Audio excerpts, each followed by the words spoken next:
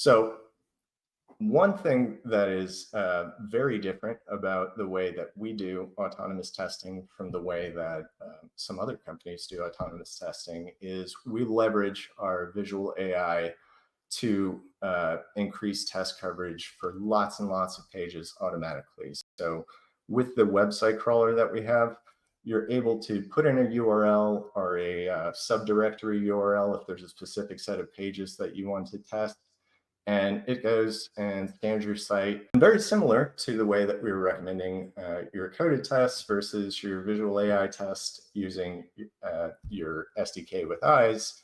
With autonomous, you can do this with the custom flow test for the 20% or so of your most important user flows, functional data, any visual assertions during those flows, things like login, checkout process, anything that's crucial to your application, and verify the API calls across browsers and devices within those custom flow tests. And then you can use the autonomous visual AI scans to test all of the other pages that may not fall into that. So very quickly increase test coverage by doing these visual AI full page tests.